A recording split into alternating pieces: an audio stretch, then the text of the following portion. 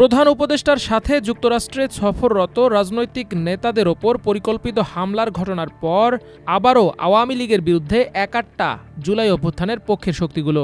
বিদেশের মাটিতে আওয়ামী সন্ত্রাসের বিরুদ্ধে প্রতিবাদ জানিয়ে মঙ্গলবার বিভিন্ন রাজনৈতিক দলের নেতারা কঠোর হুঁশিয়ারি উচ্চারণ করেন।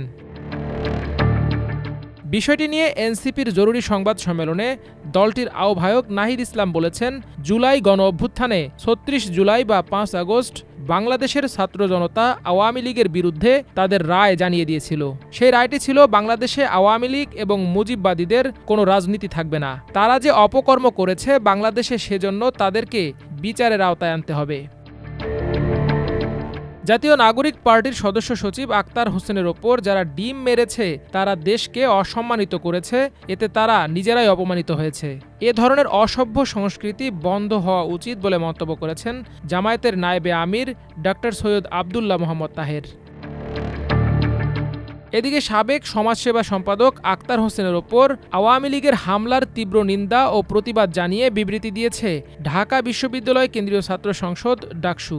জিএসএসএম ফরহাদ স্বাক্ষরিত ওই বিবৃতিতে বলা হয়েছে, ডাকসুর সাবেক সমাজসেবা সম্পাদক ও ফ্যাসিবাদ বিরোধী আন্দোলনের অন্যতম মুখ আক্তার হোসেনের ওপর সংগঠিত এই হামলা শুধু গণতান্ত্রিক মূল্যবোধ, মানবাধিকারের ওপর নগ্ন আঘাতই নয়, বরং ফ্যাসিবাদ বিরোধী শক্তির জন্য সতর্কবার্তাও বটে। আওয়ামী ফ্যাসিবাদের বিলম্বিত বিচার প্রক্রিয়াসহ সামাজিক প্রতিরোধ সৃষ্টিতে যথেষ্ট ভূমিকা রাখতে না পারায় এহেন ন্যাক্কারজনক হামলার সাক্ষী হতে হচ্ছে। আমরা এ ঘটনার সাথে জড়িত সন্ত্রাসীদের দ্রুত আইনের আওতায় এনে কঠোর শাস্তির দাবি জানাচ্ছি।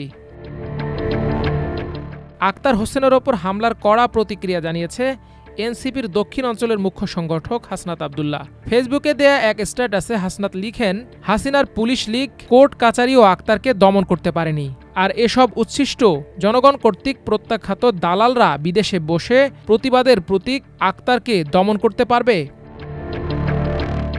তিনি আরও লেখেন, আওয়ামী দালালদের পক্ষে টকশো আর যুগলবন্দি কলামে যারা সম্মতি উৎপাদন করে তাদেরকেও কেন প্রত্যাখ্যান করা উচিত, এটা না বুঝলে কিছুদিন পর এই আক্রমণের শিকার হতে আপনিও প্রস্তুত থাকুন।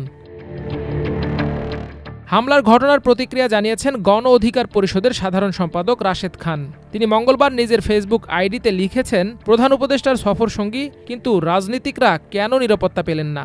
কেন স্বার্থপরের মতো তিনি ও তার সরকারি কর্মকর্তারা নিরাপত্তা নিয়ে বের হয়ে গেলেন?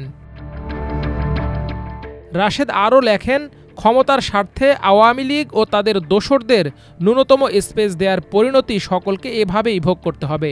ডক্টর ইউনূসের নেতৃত্বাধীন সরকার আওয়ামী লীগ ও তার দোসরদের নির্মূল নয়, বরং পুনর্বাসন করেছে। এর খেসারত শীঘ্রই দিতে হবে গণ অভ্যুত্থানে অংশগ্রহণকারী সব মহলকে। আওয়ামী লীগ কতটা হিংস্র এটা আপনাদের কল্পনার বাইরে।